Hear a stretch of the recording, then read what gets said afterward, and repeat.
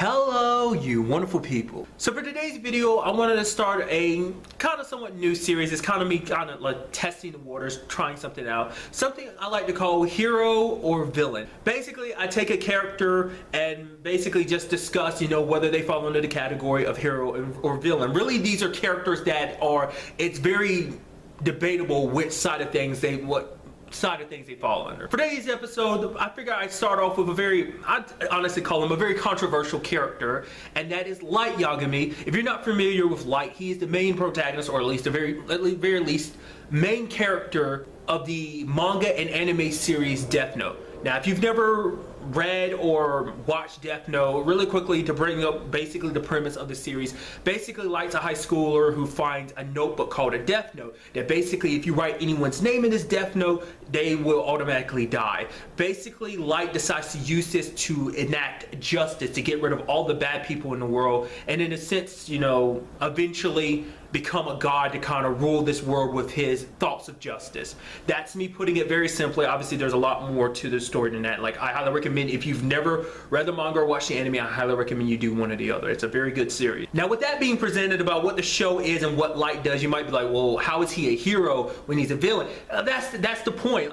That to me is like what makes him very controversial, because obviously it's a situation where Light started this off with the best of intentions. It's like getting rid of all the bad people. It's like, oh, these are people that slip through the cracks of the law and everything, and it's like they need to be punished for their crimes. At the same time, it's like, but who are you to be judge, jury, and executioner? Because it's his rules that decide, like, oh, who's right and who's wrong. And that gets even more complex when you see, as the series progressed, like Light would use and manipulate people that were close to him, even kill some people that were close to him, just for the purposes of, for one, hiding his identity, as well as finding loopholes around certain situations. If it's something that he couldn't do himself, he manipulated other people into doing it for him and then killed them to cover his tracks. Because like I said, he started off with wanting to do the right thing, but then it got to the point, it was no longer just about doing the right thing. It was about recreating the world in his own image, that basically he would rise up and become a god with his power, with this Death Note in his hand.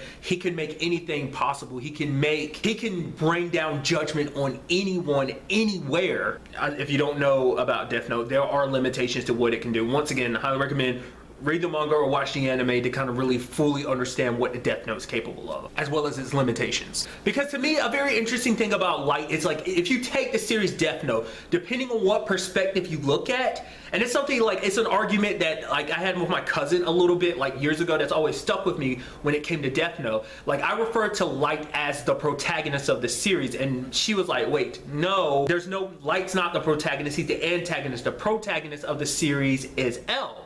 But then again, that all depends on what perspective you're looking at the story from. Like, obviously the story's told from a third party perspective, just kind of like, someone from the outside looking in. That's how the story's kind of told. Obviously you get a look into everyone's minds, whether it be L, whether it be Light. Real quick note, if you don't know, L's the detective who's trying to track down Light, who, I completely forgot to bring up the fact is he goes by the name Kira. That's kind of his, like, pseudonym for doing what he does. Because obviously you look at from Light's perspective, it's like, oh, obviously I'm the protagonist in the story, I'm trying to bring good and righteousness to this world, and then L's the bad guy because he's trying to stop me from creating this utopia of a sort. But then you flip the script and then take L's side of the story, it's like, no, I'm a detective catching a killer. So like I said, you look at it from different perspectives, it can change like that. Really, at the end of the day, you could go as far as just simply labeling Light as an anti-hero. I feel like that's probably what he might be labeled as.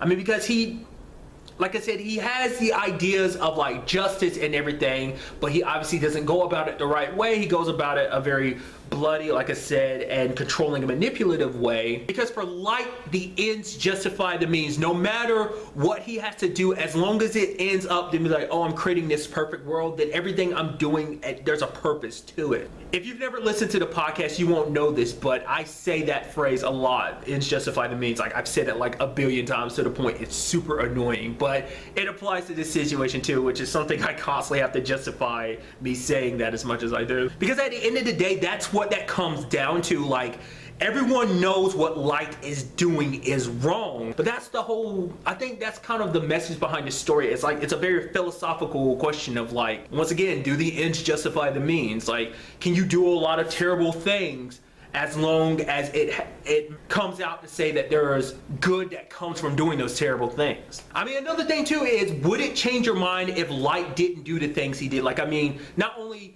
manipulating people, but didn't get the big head that he got, that basically got the mentality that he was like judge, jury, and executioner, that he was a god treating himself like one. Would that change your opinion in any shape or form if he had never kind of adopted a like godlike persona to be like, oh yeah, like I'm right and everyone else that doesn't agree with me or follow me is wrong?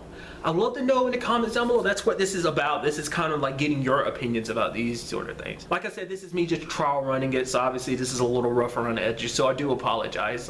So if you'd like me to do more, kind of tell me in the comments down below too. I do have some ideas of some other characters I could do for this, but like I said, we'll just kind of see how things work out. So to the next time we meet, be happy, be safe, live life to the fullest, and enjoy it. Good day and good